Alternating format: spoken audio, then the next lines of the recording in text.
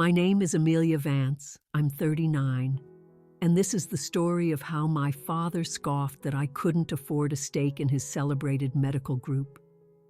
The beautiful irony is that he had no clue I was the CEO of Westbridge General, the very hospital that was finalizing the acquisition of his entire practice. Life certainly has a way of bringing things full circle.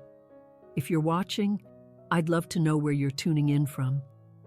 Go ahead and hit the like and subscribe buttons and stick around to hear how I transformed decades of being the family disappointment into my single greatest professional victory. To be born a Vance was to be born into a legacy. It meant living under the immense pressure of a name that, in our city, was practically a synonym for medical excellence. For 3 generations, the Vance name had been a pillar of the healthcare community, a fact my parents never let me forget. My father, the esteemed Dr. Robert Vance, was a brilliant cardiologist whose appointment book was a fortress, locked down for months in advance. My mother, Dr. Evelyn Vance, was an equally formidable dermatologist, credited with maintaining the flawless complexions of our city's elite. From my very first conscious thoughts, my future was presented not as a choice, but as a fact. The road was paved for me before I could even properly pronounce the word stethoscope. My childhood bedroom wasn't adorned with posters of pop stars or athletes. It was a junior medical library, featuring framed diplomas and detailed anatomical diagrams. For birthdays, I received advanced doctor playsets while my friends got bicycles and video games. Medicine is in our DNA, Amelia, my father would declare during our stiff formal family dinners. Being a Vance comes with a certain responsibility. Those dinners felt less like family meals and more like continuing medical education seminars. Dad would recount the details of a complex cardiac case. Mom would describe a new dermatological procedure, and I would sit there, desperately trying to think of something intelligent to say, something that might earn one of their rare approving glances. But it didn't matter how many textbooks I read or how many medical terms I crammed into my head. It never felt like it was enough. My older brother, Daniel, on the other hand, was the perfect embodiment of their dream.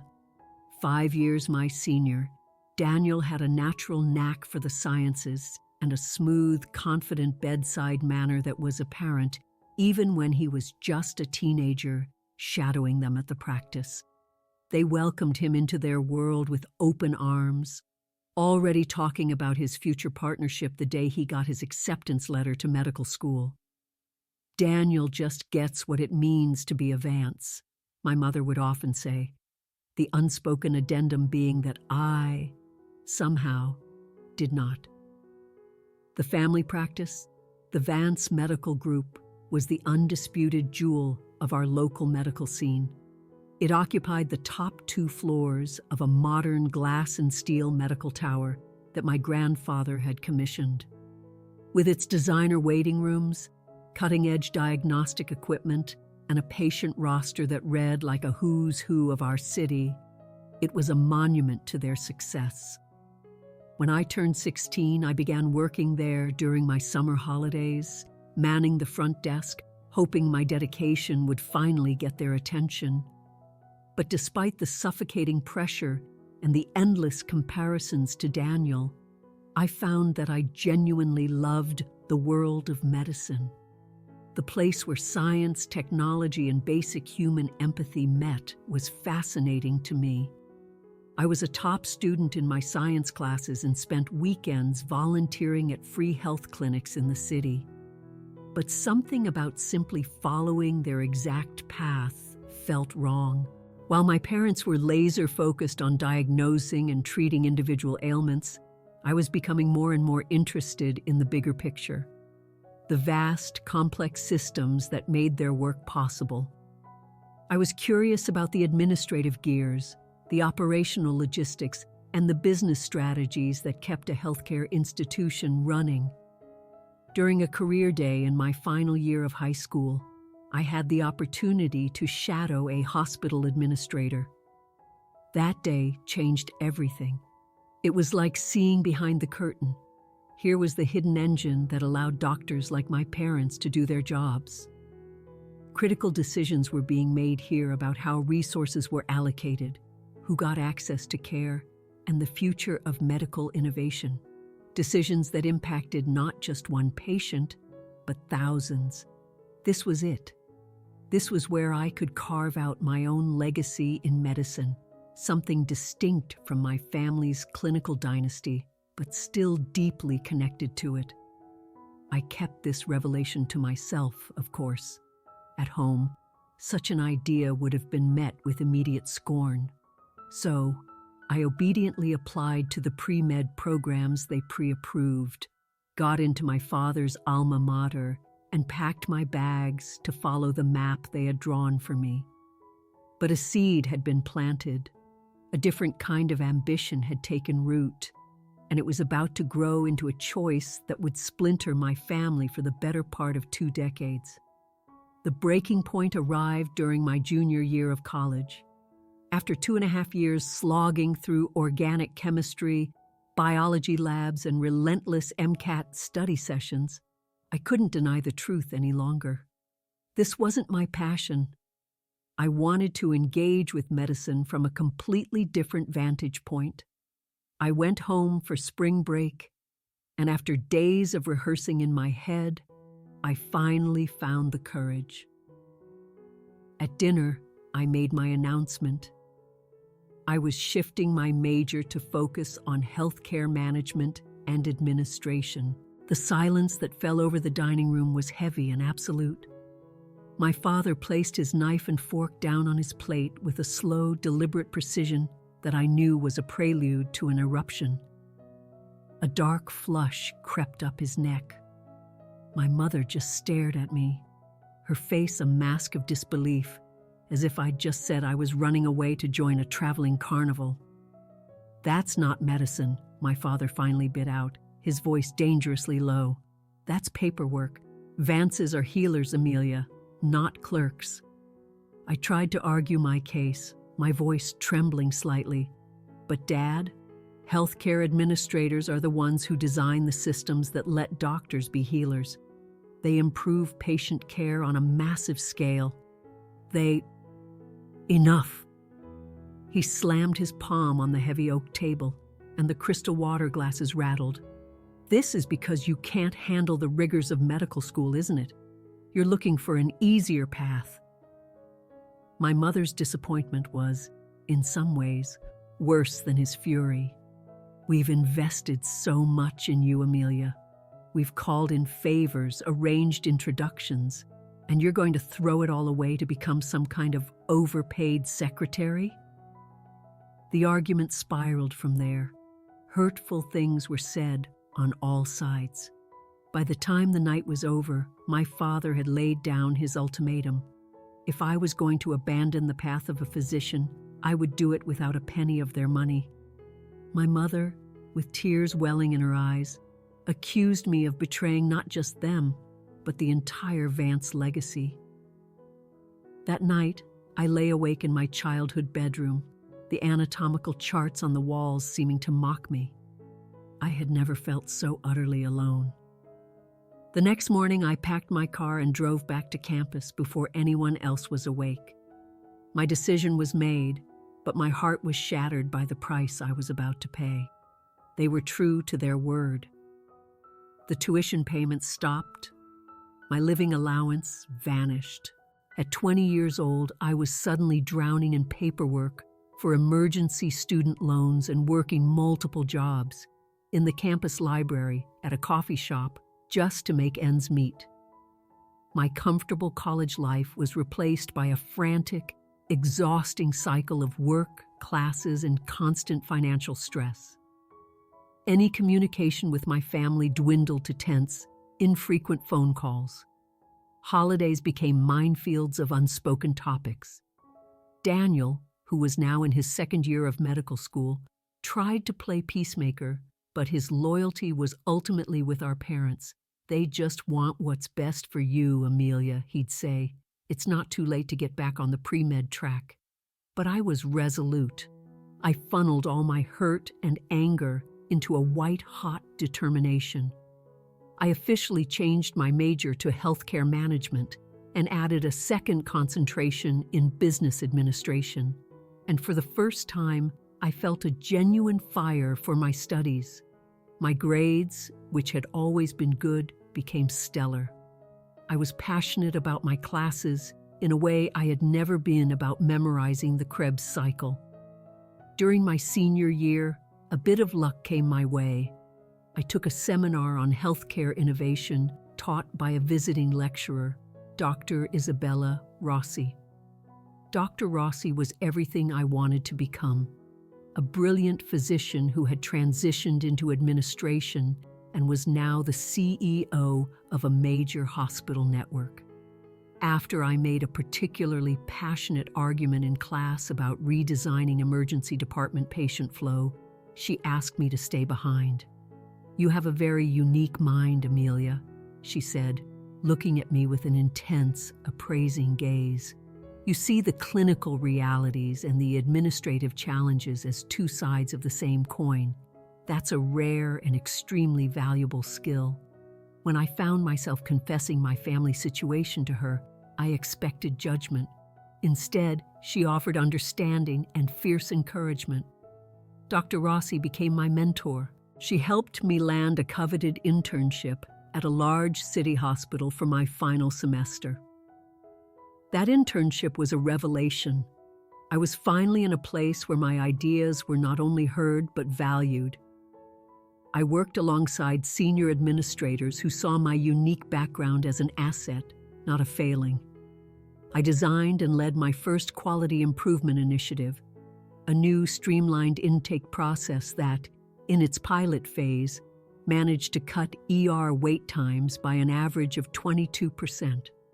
As graduation neared, with no family planning to attend, I stood at another crossroads, but this time, it wasn't fear I felt, but a quiet, steady confidence in the road I had chosen. I was building my own vision for a healthcare system that was more efficient, more accessible, and more focused on the patient, and I was going to make it happen, with or without the Vance name to back me up. On Dr. Rossi's recommendation, I was accepted into a top-tier master's program that combined an MHA with an MBA. To pay for it, I worked as a graduate assistant and took on even more student loans, determined to make this investment in myself. Each semester, I dutifully mailed my transcripts home, a silent plea for some sign of approval. All I ever got back were brief, formal acknowledgments. I graduated with dual master's degrees at the top of my class and with several compelling job offers. Following Dr. Rossi's counsel, I accepted a role at Westbridge General Hospital, a major teaching institution in a city a few hours away from my hometown. I joined their prestigious administrative fellowship program. The 2-year fellowship was an executive training ground, rotating us through every major department. I dove into each rotation, driven by the work ethic my parents had hammered into me, but guided by the innovative thinking they had tried to stamp out. My final project as a fellow was a complete overhaul of the hospital's outpatient scheduling system. When it slashed no-show rates by 30% and generated over $2 million in new revenue in its first year, it got the attention of the executive board. "You have a gift for seeing the whole picture," the chief operating officer told me in my final review. "You grasp the clinical impact of every administrative choice, and that makes you indispensable." Once the fellowship concluded, they offered me a full-time position as Director of Outpatient Services. It was an unusually senior role for someone my age. The next 5 years were a whirlwind of 60-hour work weeks and ever-increasing responsibility. I faced my share of skepticism from older physicians who weren't keen on taking strategic direction from a young female administrator. But I won them over one by one with hard data, measurable results, and a sincere respect for their expertise.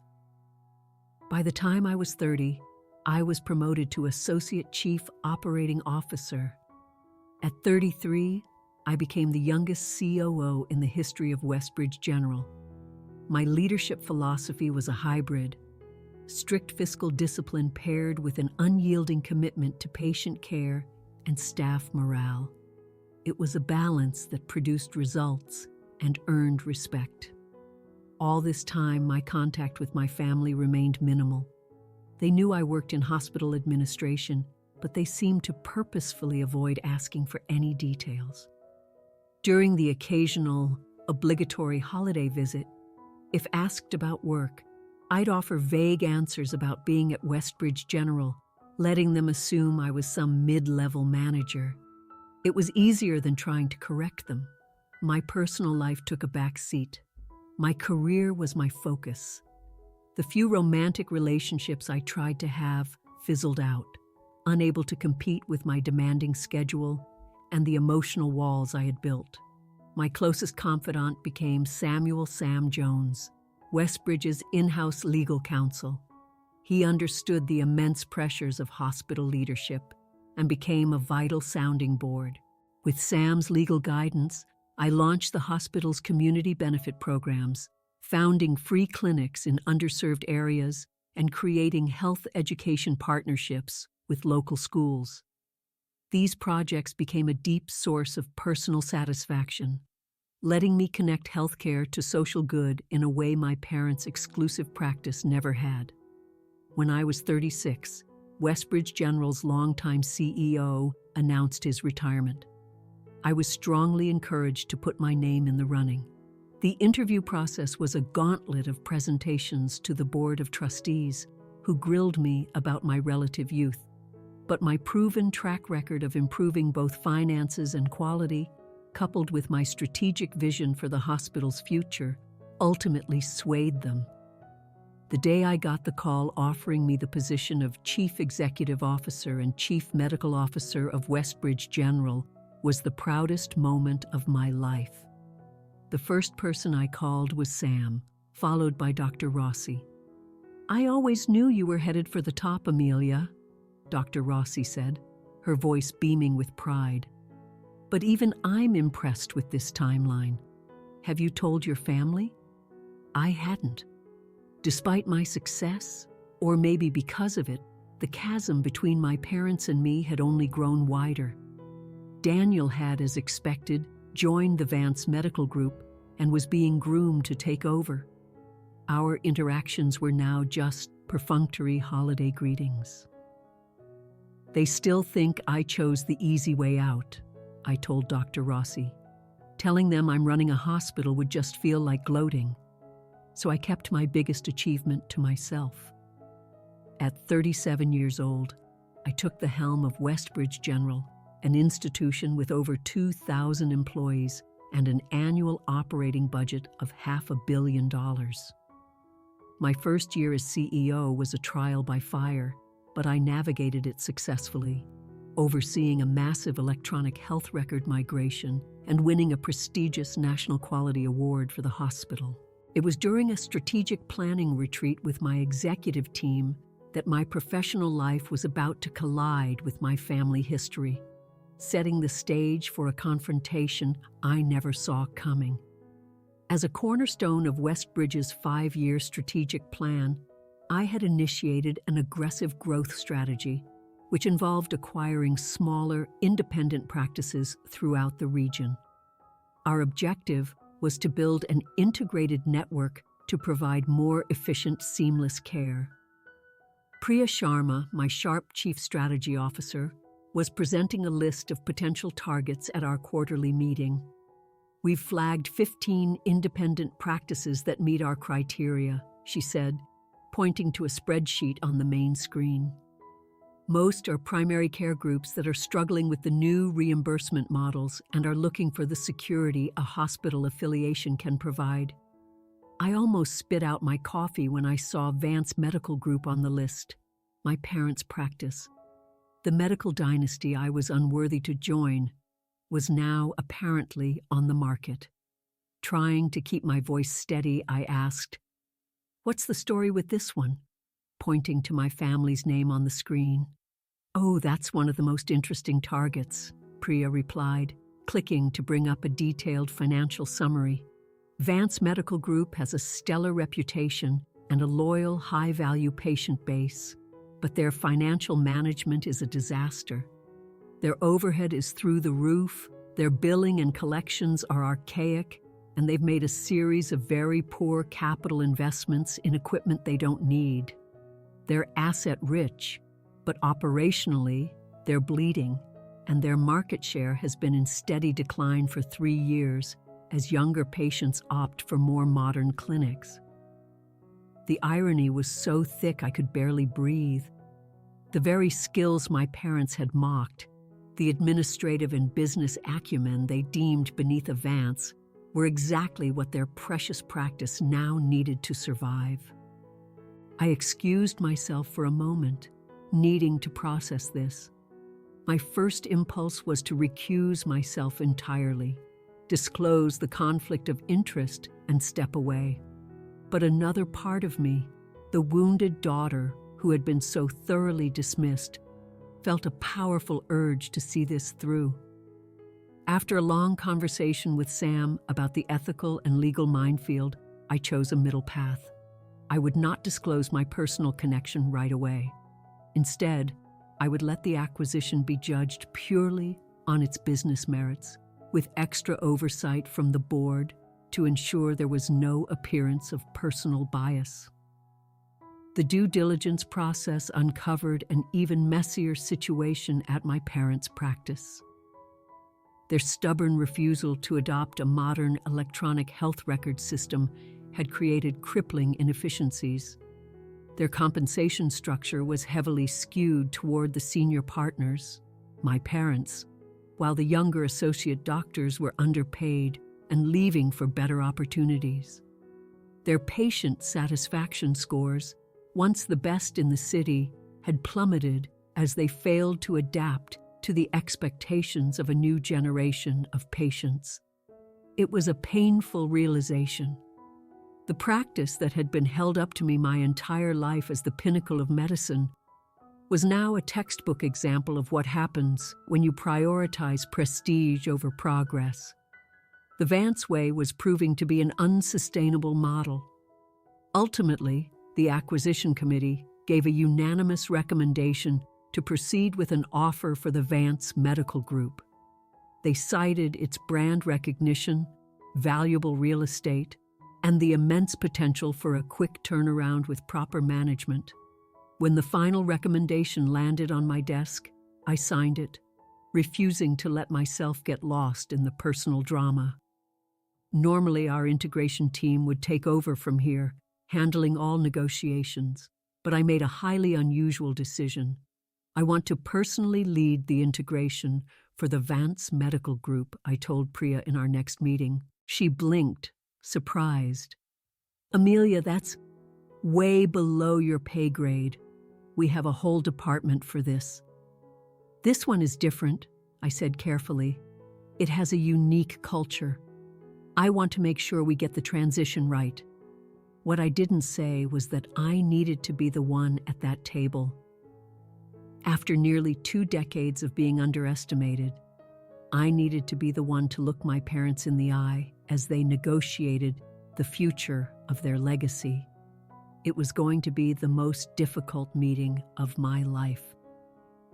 As the acquisition process advanced and a meeting was scheduled with the Vance Medical Group's leadership, I was a bundle of nerves and exhilaration. The main conference room on the executive floor of Westbridge General was about to host the strangest family reunion imaginable, a reckoning nearly 20 years in the making. The morning of the meeting, I stood in my private office bathroom, staring at my reflection. The 39-year-old woman looking back at me was a stranger to the scared college student who had last confronted her parents. My uniform of tailored designer suits had long replaced the second-hand clothes of my student days.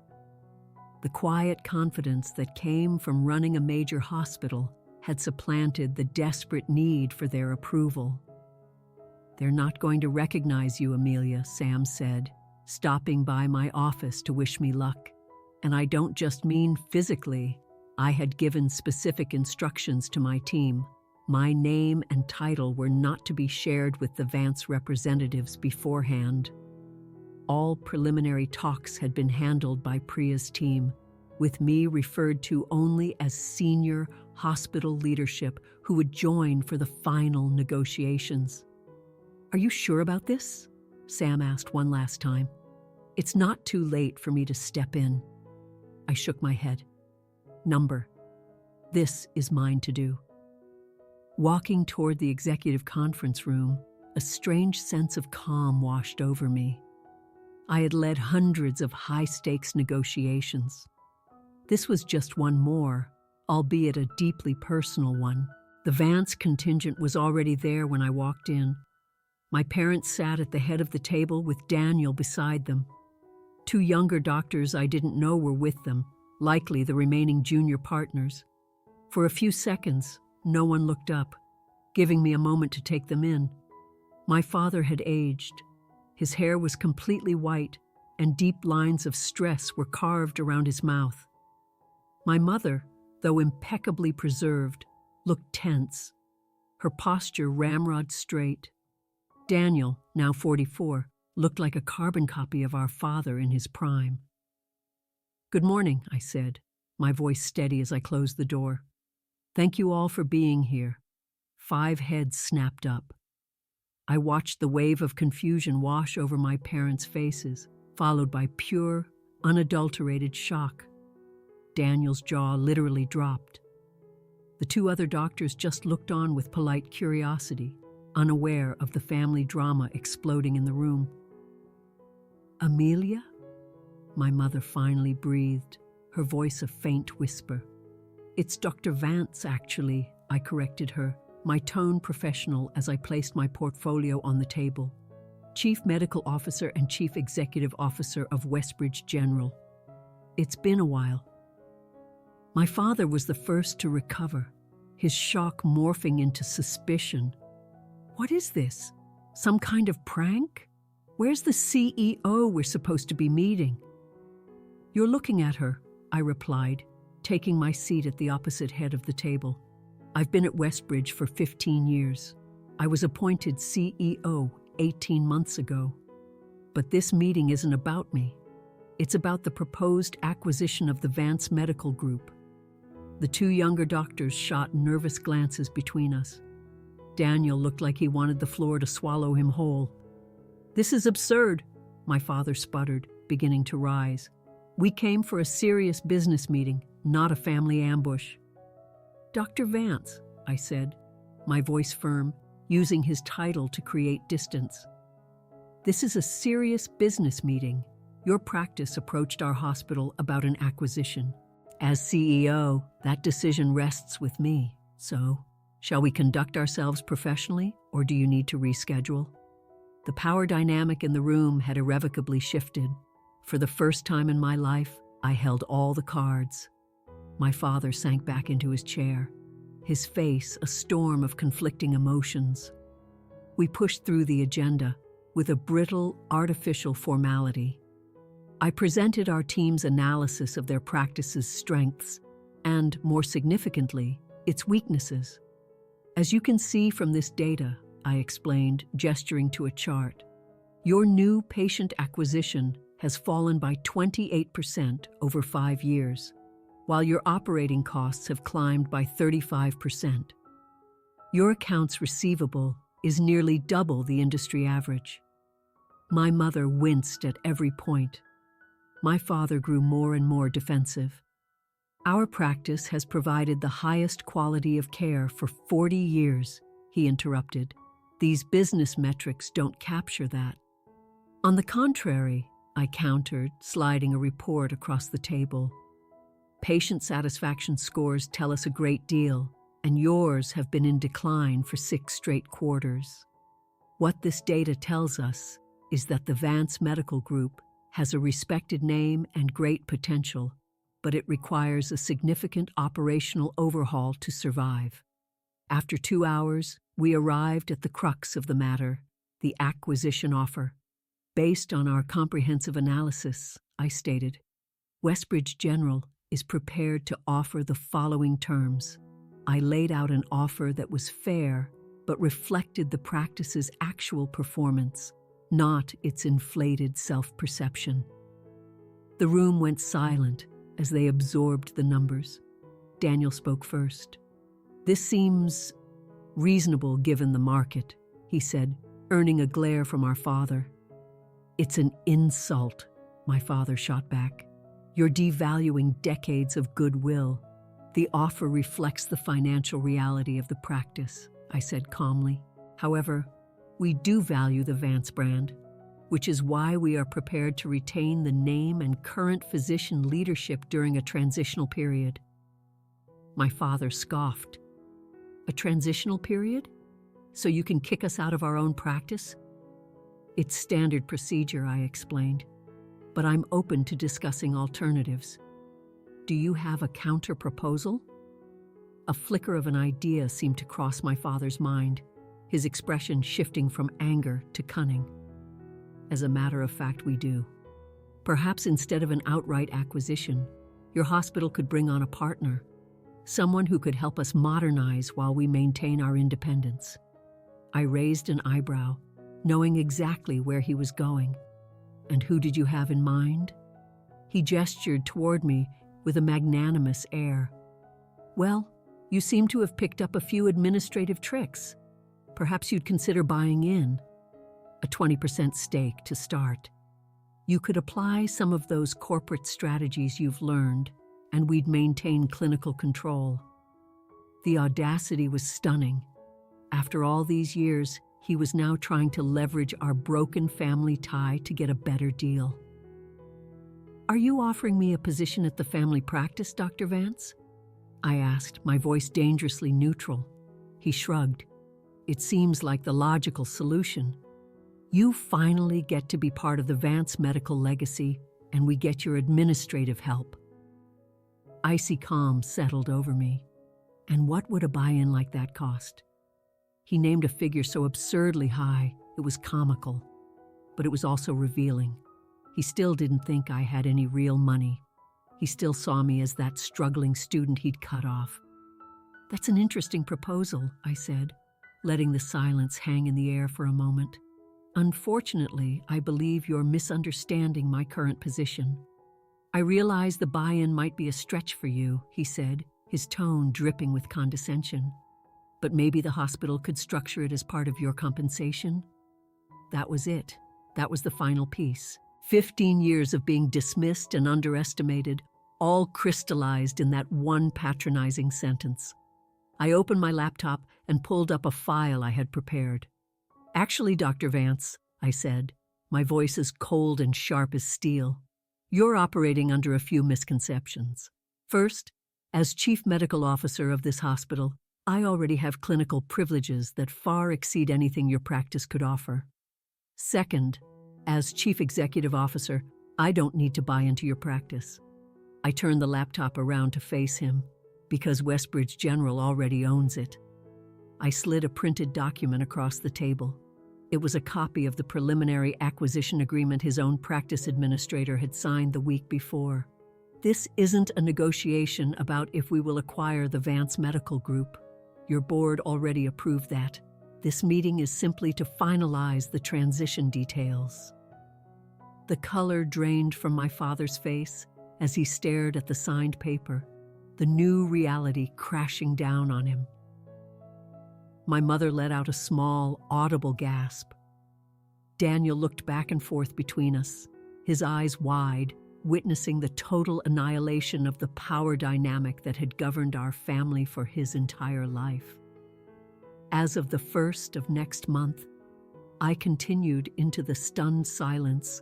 The Vance Medical Group will become a wholly owned subsidiary of Westbridge General. And as CEO, I will have final authority on all operational matters, including staffing, compensation, and clinical privileges.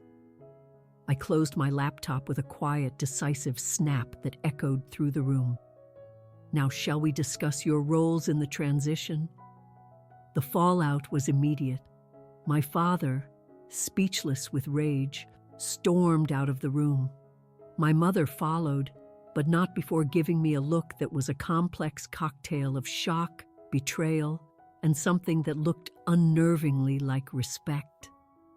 Daniel lingered, awkwardly introducing me to the other two doctors, who looked like they'd just witnessed a car crash. Maybe we should reconvene tomorrow, I suggested to them gently. After they scurried out, Daniel just stood there, studying me as if for the first time. "So this is what you've been doing," he said, gesturing vaguely at the opulent surroundings. "While we all thought you were just shuffling papers somewhere, I was building a career, Daniel," I replied, "just not the one they designed for me." He met my eyes. "Are you doing this for revenge? Buying the practice just to rub it in their faces?" It was a fair question. Was there a part of me that savored this victory? "Of course. The acquisition is a sound business decision," I told him honestly. "The brand still has value. With the right management, it will be highly profitable again. If this was about revenge, I would have just sat back and watched it fail." He nodded slowly, seeming to accept that. "They won't see it that way." "I know," I said, "but that's the family way, isn't it? They see what they want to see, not what's really there." We parted with a clumsy hug, and he promised to try and talk some sense into them. The next morning, my parents were in the lobby. I had them shown to a small private meeting room. They looked exhausted, but resolute. "We've come to discuss the terms," my father said, his voice stiff. We spent 2 hours going over the practicalities. I laid out my plan. They could retire immediately with a generous severance, or they could stay on for a 2-year transition period. "And if we stay," my father asked, "will you be seeking retribution?" I looked at him, the man whose approval I had once craved more than anything. "What happened between us was personal," I said carefully. "This is business. The changes I'm making are based on data, not emotion. Electronic records are going in. Billing is being centralized. Compensation will be tied to quality metrics. If you're asking if I'm going to use my power to punish you, the answer is no. But I won't protect outdated methods out of sentimentality either." My mother spoke for the first time. "You've changed, Amelia. You've become so hard." "I've become effective," I corrected her. "I built all of this without the belief of the two people who should have been my biggest cheerleaders." The raw hurt in my own voice surprised me. Something in her expression softened. "Perhaps," she said quietly, "we were wrong." My father looked like he wanted to argue, but then he gave a slight, almost imperceptible nod. "Daniel showed us some articles about you last night. Awards you've won, programs you've started." He cleared his throat. "They were impressive." It was the closest I would ever get to an apology, and I felt a knot I hadn't even realized I was carrying begin to loosen. "Thank you," I said. Before they left, my mother hesitated. "Will you come for dinner sometime? Not for business, just as family." The invitation hung in the air.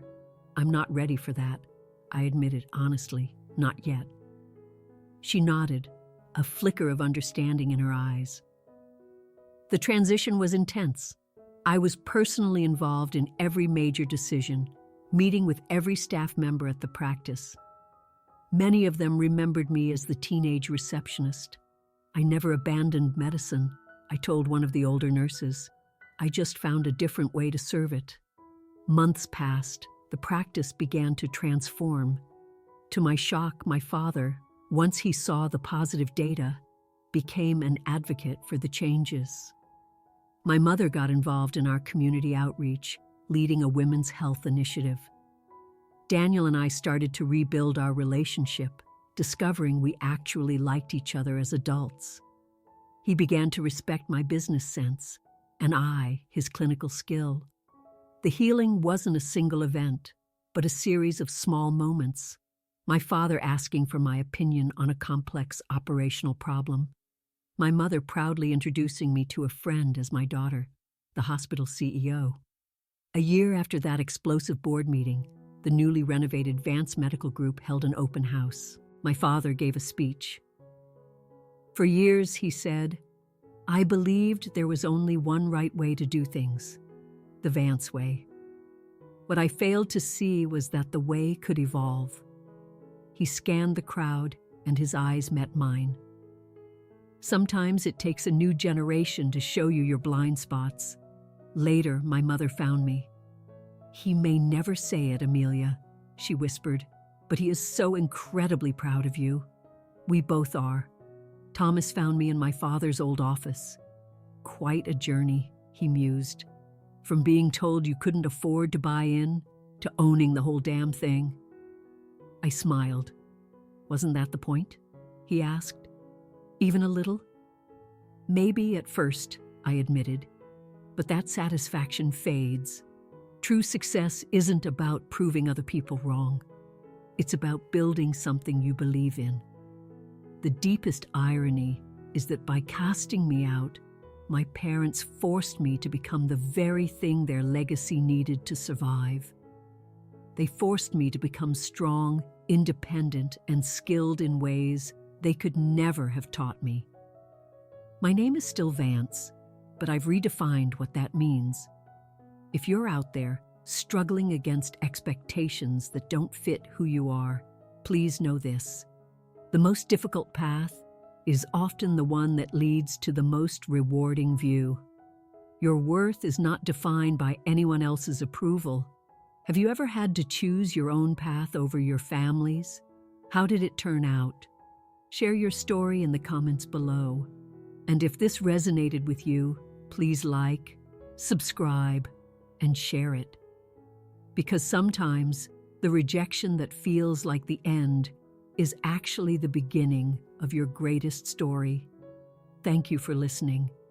Remember, the only legacy that truly matters is the one you build for yourself.